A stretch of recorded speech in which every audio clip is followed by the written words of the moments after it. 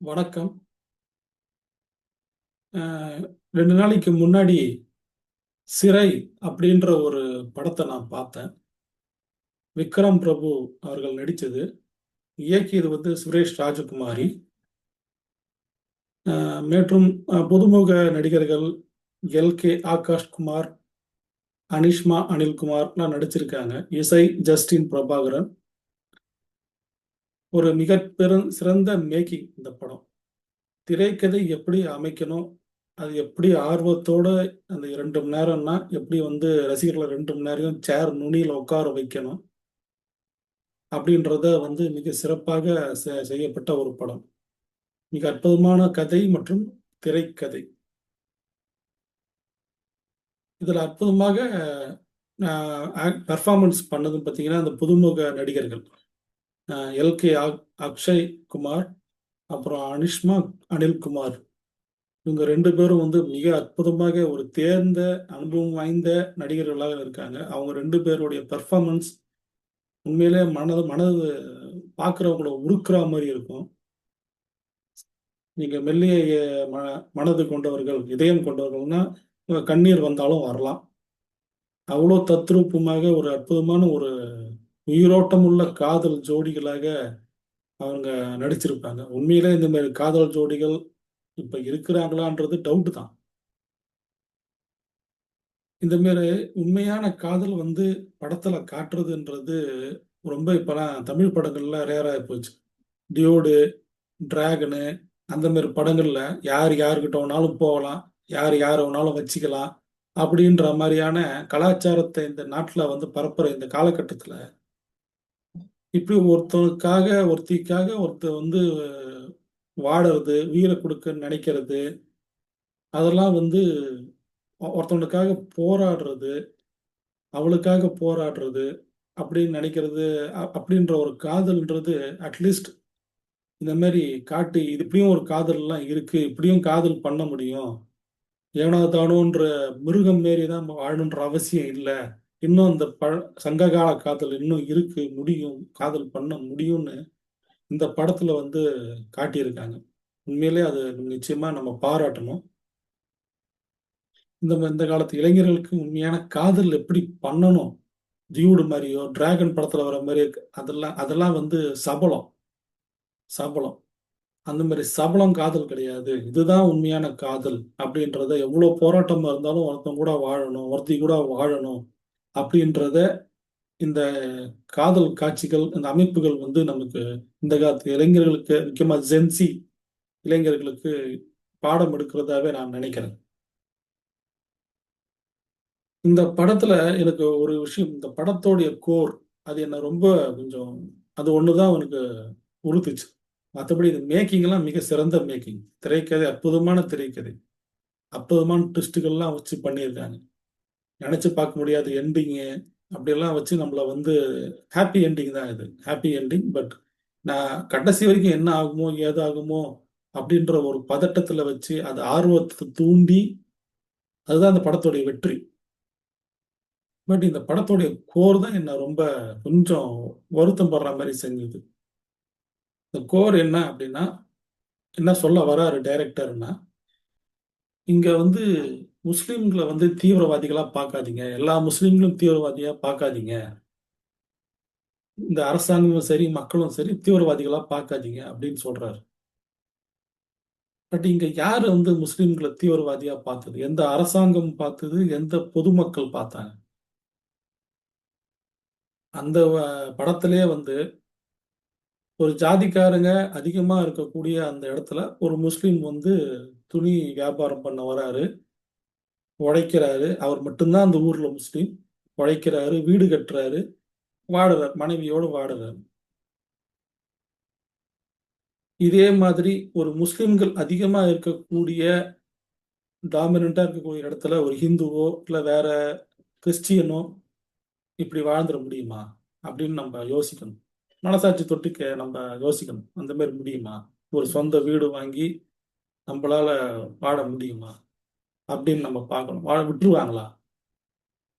இது மத துவேஷம் கிடையாது. பிராக்டிகலா யோசிச்சு பண்ணி பாருங்க. அப்ப இங்க மத சகிப்புத்தன்மை நிச்சயமா இருக்குது. மத சகிப்புத்தன்மை இல்லாமலாம் கிடையாது. யாரும் இங்க முஸ்லிம்களை தீவிரவாதிகளா பார்க்கல. எந்த அரசாங்கமும் இவங்களை தீவிரவாதியா பார்க்கல. ஆனா இங்க நடக்கிறது என்ன, யதார்த்தம் இங்க நடக்கிறது என்ன அப்படின்னா, இந்தியாவில் நடக்கிறது என்ன அப்படின்னா, ரேடிகலைஸ் முஸ்லிம்ஸ், அடிப்படைவாதிகள், முஸ்லிம் அடிப்படைவாதிகள், மிக தீவிரமான அடிப்படைவாதிகள் நல்ல முஸ்லிம்களை, நல்ல இந்திய முஸ்லிம்களை மூளைச்சலவை பண்றாங்க. அதுக்கு ஐஎஸ் போன்ற உலகளாவிய தீவிரவாத இயக்கங்களும் இங்க பிரான்ச் வச்சிருக்கிறானுங்க.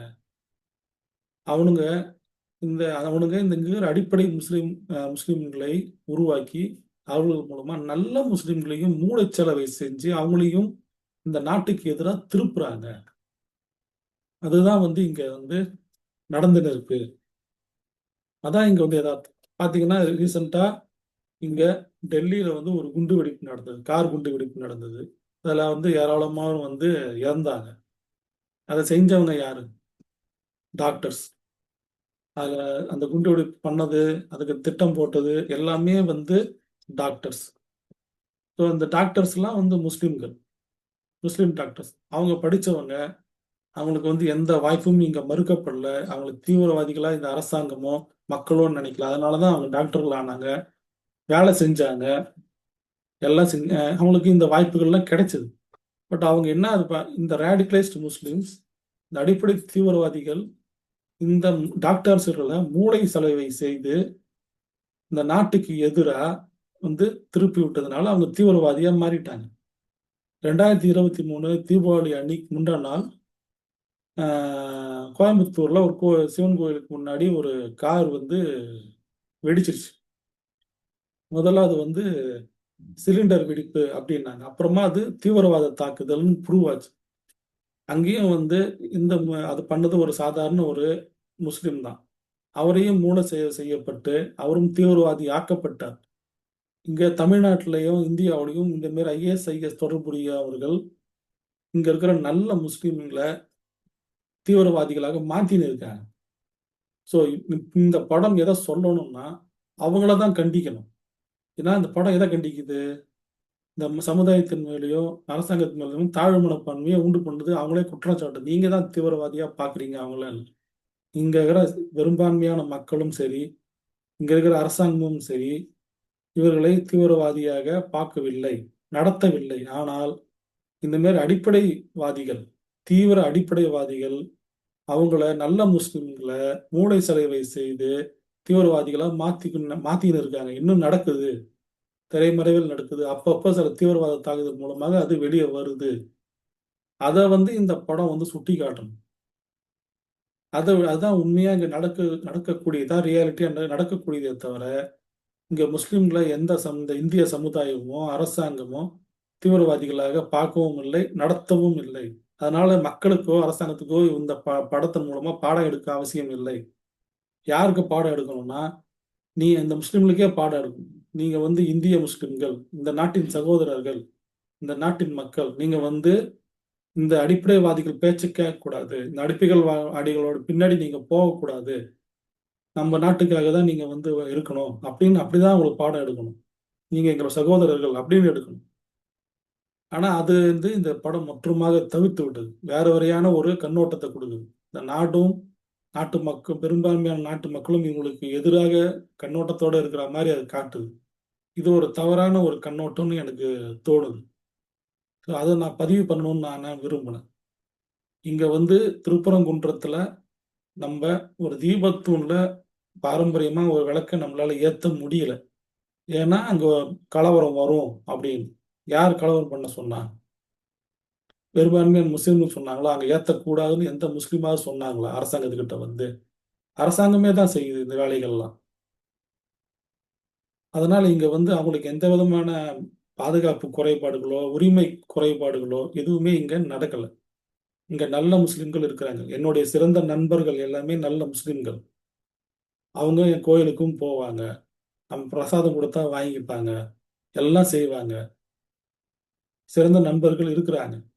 அவங்களாம் நான் தீவிரவாதியா நான் பார்க்கல. நான் அவங்க நண்பர்கள், என்னுடைய நண்பர்கள் அவங்க. நான் அவங்களை தீவிரவாதியா பார்த்துட்டு இருக்கேன். என்னுடைய பார்வை அவங்களை தீவிரவாதியை நான் சொல்லுது. இல்ல. என்னோட நண்பர்கள்ன்னு தான் நான் பார்த்துன்னு இருக்கேன். அப்படி இருக்கும்போது, இந்த படம் வந்து இந்த மக்களும், அரசாங்கமும் இவங்கள வந்து முஸ்லிம்கள தீவிரவாதியா தான் பார்க்குது, நடத்துதுன்னு சொல்றது, ஒரு அப்பட்டமான ஒரு வெறுப்பு பிரச்சாரம் தான் நான் சொல்ல முடியும். ஸோ இந்த கருத்து கண்டிக்கத்தக்கான கருத்து. அத முதல்ல அத அத நான் இங்க பதிவு பண்ண விரும்புறேன். நன்றி, வணக்கம்.